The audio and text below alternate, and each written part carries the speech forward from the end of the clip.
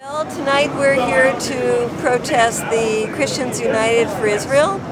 It's a group that supports the very aggressive positions of the Israeli government, even calling for a preemptive strike on Iran, supports the policy of building more settlements, supports the continued siege of Gaza, and we're here to say that real religious values would preach love thy neighbor, including Palestinians, and would really be peacemakers instead of supporting a violent militaristic policy of the Israeli government. Name? I'm Shelley Cohen-Fudge. I am the chapter coordinator for Jewish Voice for Peace in the DC area. So Shelley, we're here at the Washington Convention. So what's going on? There's a protest line out here. That's right. This is the annual meeting of Christians United for Israel, which is quite an extremist group that is led by Pastor John Hagee.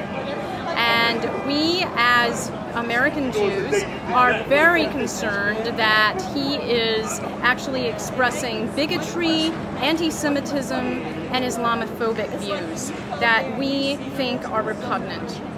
We are quite concerned about what's going on in the Middle East right now, and we believe that the views of John Hagee only help to ensure that the conflict continues. We want to see change, and this is actually totally in opposition to any type of positive change. We know that Palestinians are suffering every day there, and there are those who cannot even get medical help, particularly those who are in Gaza, who are living in a virtual prison and are not allowed out unless, in some very few cases, they are suffering from some horrible medical emergency. But even in many of those cases, they have no way to leave.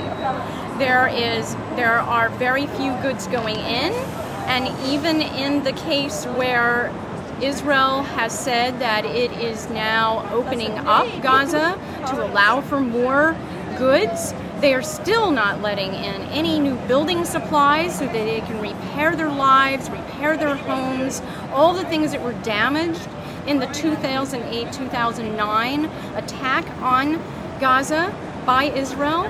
And they also do not allow things in like medical equipment or parts to fix the medical equipment that is there. So we believe that it's important for people of faith as well as people of all stripes be here and to make sure that they are on record as protesting these extremist views. And what exactly does Pastor Hagee say? What does he just go along with the Zionist line? He condones He actually the West goes Bank further. He goes further in some ways. For instance, he has made a statement that Israel is the equivalent of God's foreign policy. And he maintains that if you do not believe in his views, that you are doomed to die in hell and so forth. He has made some very extremist, taken some very extremist positions, for instance, against the Catholic Church that are really repugnant. He has called the Catholic Church a false cult system, for instance. And he and his flock tend to focus a lot on Armageddon, and they believe that Jews must return to the land that they consider historic Israel in order for the end of time to take place. But once that happens, anybody who does not convert to his form of extremist Christianity will actually die in flames. And that certainly includes Jews who refuse to convert. So it really is a very anti-Semitic type of doctrinaire. And we believe that this needs to be brought out and to be open, and people need to understand that they are preaching hate. Okay, my name is Melinda Thompson, and I'm a Presbyterian with the Israel-Palestine Mission Network and also with Sabeel Metro DC. And I'm here because I want to make sure that people know that Jesus would not approve of what the Christians who are meeting here tonight, who call themselves Christians, want to do about Israel in supporting the occupation. Jesus would want the occupation to end and for the Palestinians to be freed, to have their own nation, to have their own country side by side with Israel. And that's why I'm here, because I want the world to know that all Christians do not believe in what this convocation is about. Thank you. My name is Alice Azuzi. Now, Alice, have you ever been to Gaza? I've tried to get in both sides. I tried to get in November of 2008, and the Israelis would not allow us in. And then I went to Gaza in December. I went to Egypt to go in with the Gaza Freedom March, and they wouldn't allow us in. The Israeli had said that we couldn't go in. So you know about the plight of the people in Gaza, then? You're Right. familiar with the Goldstone report. Goldstone report is an excellent report. I also, right now, the people that were on the flotilla, that whole thing is just being covered up. When an American citizen, he was of Turkey descent, but he was an American citizen, born in this country, that was killed, and nobody said a word about it. My name is May Abdurrahman. I'm a Palestinian American, and I'm very concerned about our country here in the United States and the impact of our policy, which basically regards anything that Israel does in the West Bank, the settlement expansion, and the Gaza siege as okay, because it is impacting our troops and it is impacting our posture, it's impacting our reputation as a reputable human rights country. All of that said, I just returned from a trip from Syria, Jordan, and Lebanon, and what I have discovered is that the impact of the occupation is not just limited to the Palestinian, it really impacts the whole entire region. Many in Syria, for example, are farmers and they depend on the water.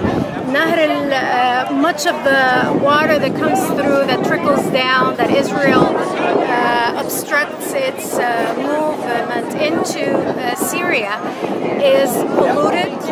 It is killing farm animals, and it is harming the local villages.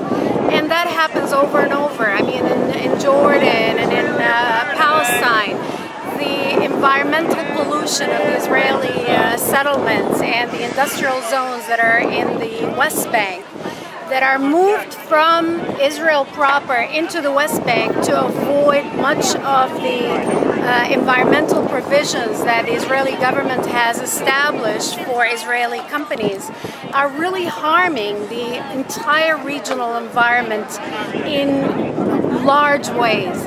And most importantly, I think that much of the progress that could possibly happen in the Middle East is impacted by these policies, because people's lives are affected. And they are reminded day in and day in that the occupation and our American U.S. support of Israel has really harmed them in a major way. So saying all of that, I think that we have to work together.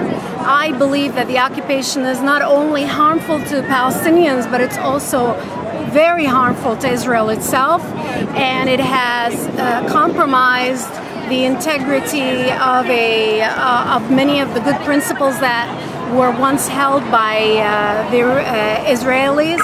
And today Israel is really alone, and how long can they last with only our support? It is not sustainable in the long term. It is not going to be good for Israel, and it's certainly not good for the region, and most importantly, as an American, it is terrible for our country.